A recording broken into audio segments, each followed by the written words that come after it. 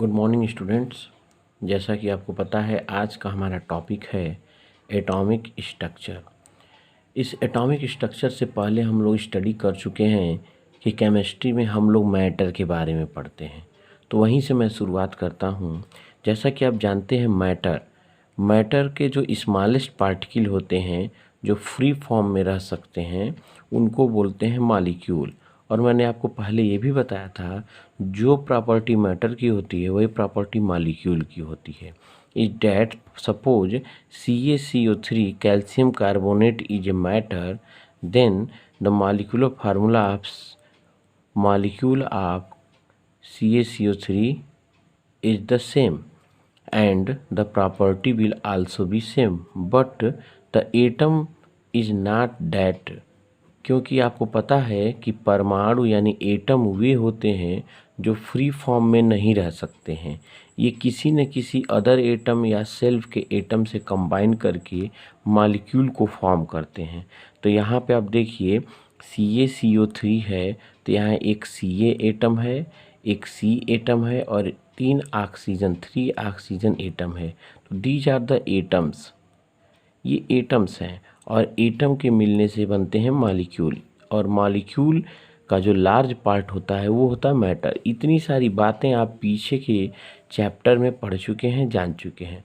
अब हमारा क्वेश्चन ये बनता है कि क्या मैटर से भी कोई छोटे सब पार्टिकल होते हैं? इज देयर एनी सब पार्टिकल्स ऑफ एटम, यानी एटम से भी छोटे कोई सब पार्टिकल होते हैं? यानी मैटर के सबसे छोटे पार्टिकल अब तक जाने जाते थे एटम, लेकिन क्या एटम से भी छोटे कोई पार्टिकल होते हैं? दूसरा क्वेश्चन बनता है हम लोग का, इफ़ एस, यदि हाँ ऐसा है तो उनका पोजीशन एटम में क्या होगा? देन पोजीशन ऑफ दिस सब particle in atom. And finally the third last question arises that the nature of this सब पार्टिकल। कहने का तात्पर्य है, I means that these there are three major question, and if we will find the right answer of these question, then we can say that atom has also sub atomic particle. These sub particles of atom are known as the sub atomic particle. So in this chapter atomic structure we will follow up these questions, and according to these questions we will discuss the atomic structure and find out the subatomic particle, position of these subatomic particle and nature of these subatomic particle. Now let us start to discover the atomic structure। आइए बात करते हैं atomic structure की, discover करते हैं।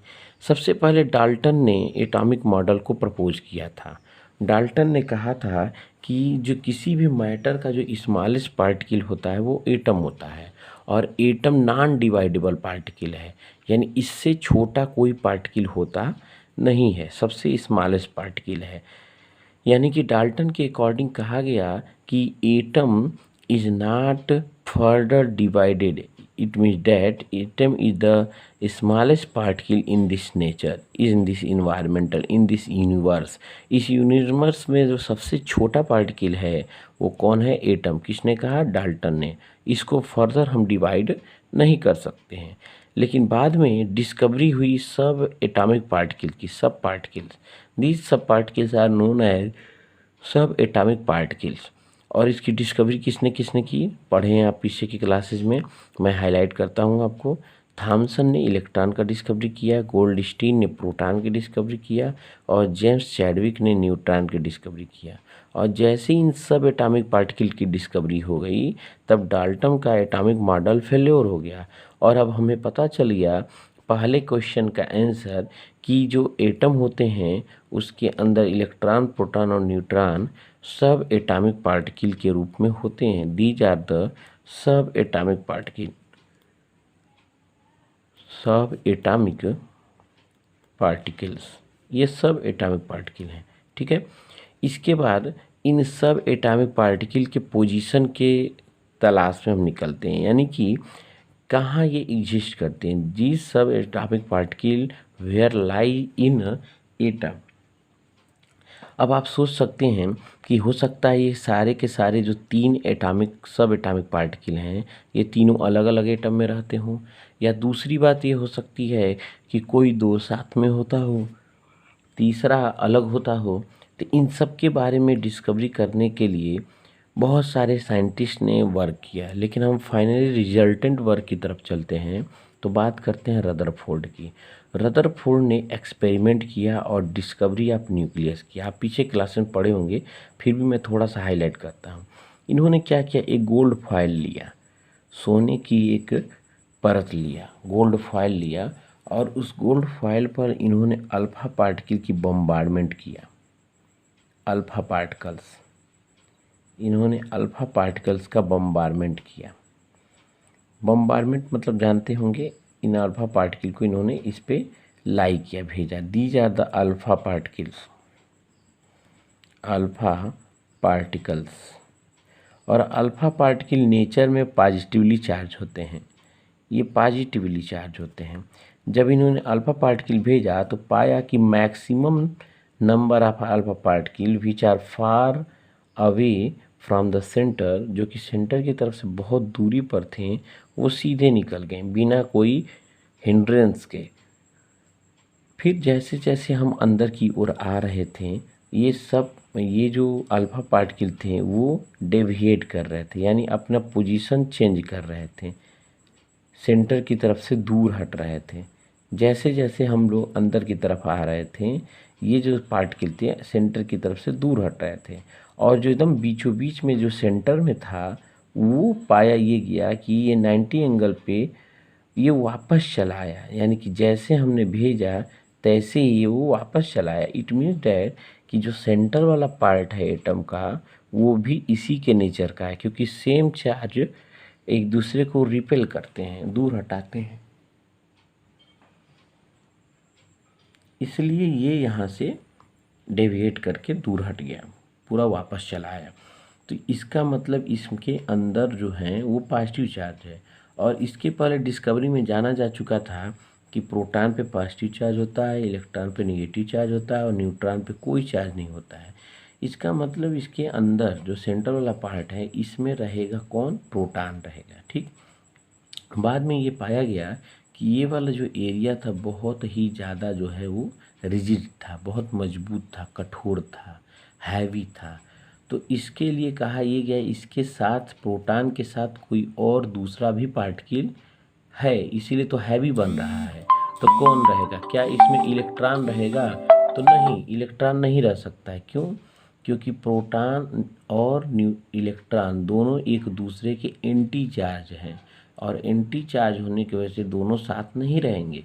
इसलिए Rutherford ने कहा कि इस प्रोटॉन के साथ रहता है कौन, न्यूट्रॉन। तो तब जाकर के डिस्कवरी हुई न्यूक्लियस की, और पाया गया कि इस न्यूक्लियस के अंदर रहते हैं कौन, न्यूट्रॉन और प्रोटॉन। और जो बाकी का एरिया होता है वो ज़्यादातर हालो स्पेस होता है, खाली जगह होता है, और उसके कुछ एरिया में एक क्लाउड की तरह इलेक्ट्रॉन चारों तरफ, क्लाउड में जब बादल की तरह इलेक्ट्रॉन चारों तरफ रोटेट करते रहते, इवॉल्व करते रहते हैं। ठीक है, इसके बाद आज बात करते हैं। तो ये जो मॉडल हो गया, ये रदरफोर्ड का एटॉमिक मॉडल हो गया। उन्होंने कहा था कि न्यूक्लियस होते हैं, और न्यूक्लियस के चारों तरफ जो होते हैं इलेक्ट्रॉन का क्लाउड पाया जाता है। अब इस क्लाउड के बारे में डिस्कस करते हैं। ये जो क्लाउड था, ये क्लाउड भी जो है आपका, वो कई क्वेश्चन राइज करता है। क्वेश्चन ये राइज करता है कि इसकी स्टेबिलिटी कितनी है, ये क्लाउड कब तक रह सकता है, और कितने डिस्टेंस तक ये क्लाउड फैला होता है। तो इसको फर्दर डिस्क्राइब करने के लिए अगली हमारी थियरी आती है, बोहर्स कंसेप्ट ऑफ ऑर्बिट्स। वास्तव में कंसेप्ट ऑफ ऑर्बिटल और ऑर्बिट्स की बात करते हैं, अभी दोनों में हम डिफरेंट बताएंगे। ऑर्बिटल का कंसेप्ट आया तो बोहर ने कहा कि एक्चुअल में न्यूक्लियस के अंदर न्यूट्रॉन प्रोटॉन होते हैं, लेकिन उसके चारों तरफ एक स्पेस होता है, एक डिफिनिट फिक्स्ड एनर्जी का स्पेस होता है, और इसी डिफिनिट फिक्स्ड एनर्जी के स्पेस में इलेक्ट्रॉन रिवॉल्व करते रहते हैं, घूमते रहते हैं। इसके अंदर इलेक्ट्रॉन घूमते रहते हैं, जिसकी एनर्जी जितनी होती है उस एनर्जी के ऑर्बिटल में वो इलेक्ट्रॉन हमेशा रिवॉल्व करता रहता है, घूमता रहता है। और इसी स्पेस को कहा गया ऑर्बिट्स। तो सबसे पहले बात की गई किसकी? ऑर्बिट्स की। न्यूक्लियस के चारों तरफ इनडिफिनिट नंबर ऑफ यानी बहुत सारे एलॉट ऑफ ऑर्बिट्स होते हैं। बाद में फर्दर चल करके इस सब ऑर्बिटल का भी डिस्कस किया गया। सब ऑर्बिट यानी ऑर्बिट के अंदर ऑर्बिट की बात की गई, और वो बात की गई सोमरफील्ड के द्वारा। अब कंसेप्ट आता है सोमरफील्ड एटॉमिक मॉडल। उन्होंने कहा एक्चुअल में ये जो फर्दर डिवाइड, अब तक जो भी बातें कही गई हैं न्यूक्लियस के बारे में, न्यूट्रॉन प्रोटॉन, वो फिक्स्ड है, वो ट्रू है। अब ये बदलेगा नहीं, ये चेंज नहीं होगा। लेकिन इसके बाहर की डिस्कवरी अभी भी जारी है इलेक्ट्रॉन के पोजीशन के बारे में। तो इन्होंने सोमरफील्ड ने कहा कि एक्चुअल में बाहर तो होते हैं ऑर्बिट्स सबसे बाहर, लेकिन ऑर्बिट्स के अंदर रहता है सब ऑर्बिटल, सब ऑर्बिट्स, और सब ऑर्बिट्स के अंदर रहते हैं ऑर्बिटल, और इस ऑर्बिटल के अंदर रहता है इलेक्ट्रॉन। तो इलेक्ट्रॉन की पोजीशन जैसे आप ऐसे समझ लीजिए कि एक गली है, और उस स्ट्रीट की उस गली के अंदर बहुत सारे घर हैं। तो हर एक घर को हम लोग, हर एक हाउस को हम लोग मान लें कि वो है ऑर्बिट्स, ठीक है। अब किसी एक घर के अंदर यदि आप जाएं तो ऑर्बिट्स के अंदर मिलेगा सब ऑर्बिट्स, यानी एक घर के अंदर जाएंगे आप किसी भी, तो वहाँ आपको बहुत सारे कमरे मिलेंगे, यानी कि सब ऑर्बिट्स मिलेंगे। अब उस कमरे के अंदर यदि आप जाएं पर्टिकुलर, तो वहाँ पे आपको बेड मिलेंगे, चेयर मिलेंगे, यानी कि एक मैन के लिए, एक पर्सन के रहने के पोजीशन मिलेगा।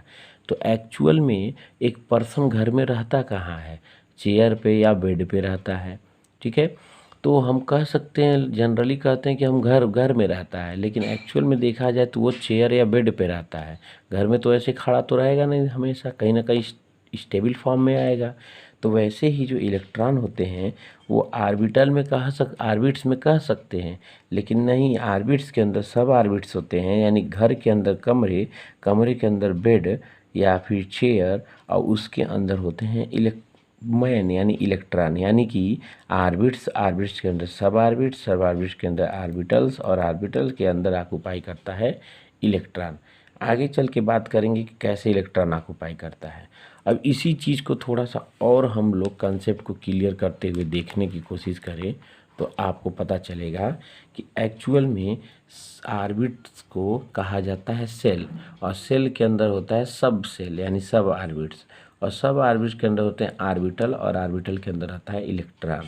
यदि हम सेल की बात करें तो इसको n से डिनोट करते हैं, और इसके नंबर होते हैं 1 2 3 4 5 6 7 ऐसे। और यदि सब ऑर्बिटल की बात करें तो इसको L से रिप्रेजेंट करते हैं, और इसकी वैल्यू होती है SPDF। इस सब का हम लोग डिस्कस करेंगे, आगे का यही टॉपिक हम लोगों का है। उसके बाद ऑर्बिटल की बात करें तो इसे M से रिप्रेजेंट करते हैं, और एक सब ऑर्बिट्स के अंदर जो होते हैं, S के अंदर एक ऑर्बिटल होता है, P के अंदर 3 ऑर्बिटल होते हैं, D के अंदर 5 ऑर्बिटल होते हैं, और F के अंदर 7 ऑर्बिटल होते हैं। अब अगला हमारा टॉपिक रहेगा कि ये जो सब सेल हैं यानी सब ऑर्बिटल हैं, इनका स्ट्रक्चर क्या है, इनके स्ट्रक्चर की डिस्कस करेंगे, और उसी के साथ साथ हम ऑर्बिटल के भी स्ट्रक्चर का डिस्कस करेंगे। और उसके बाद पाएंगे कि इलेक्ट्रॉन एक ऑर्बिट में कैसे लाई करता है। ये मॉडर्न कंसेप्ट आप हो जाएगा एटॉमिक स्ट्रक्चर का। मॉडर्न कंसेप्ट में बताया जाएगा एक ऑर्बिटल के अंदर 2 इलेक्ट्रॉन ऑक्युपाई करते हैं, एक क्लॉकवाइज डायरेक्शन में रोटेट करता है, दूसरा एंटी क्लॉकवाइज डायरेक्शन में। जैसे यहाँ पे 3 ऑर्बिटल हैं तो यहाँ टोटल नंबर ऑफ इलेक्ट्रॉन होंगे 6। यहाँ एक ऑर्बिटल है तो यहाँ टोटल नंबर ऑफ इलेक्ट्रॉन होंगे 2। यहाँ 5 ऑर्बिटल है तो टोटल नंबर ऑफ इलेक्ट्रॉन होंगे 10, और यहाँ 7 ऑर्बिटल है तो टोटल नंबर ऑफ इलेक्ट्रॉन होंगे 14। तो इस तरह से एक ऑर्बिटल में इलेक्ट्रॉन 2 लाई करते हैं, एक क्लॉकवाइज होता है, एक एंटी क्लॉकवाइज होता है। और कैसे ऑक्युपाई करते हैं, कैसे फील करते हैं, इसका डिस्कस हम लोग नेक्स्ट टॉपिक में, नेक्स्ट वीडियो में करेंगे। तब तक के लिए इसके पर्टिकुलर आप नोट्स को कैरी आउट करेंगे, और जो भी क्वेश्चन होंगे उससे मुझे आप आस्क करेंगे। इससे रिलेटेड कुछ अदर पिक्चर्स मैं आपको भी सेंड करूंगा, उसमें सारे डिस्कवरी को और भी कलरफुल मीडियम से रिप्रेजेंट किया गया है। तो इससे देखिए, फिर आगे के टॉपिक के लिए हम लोग डिस्कस करेंगे। Thank you.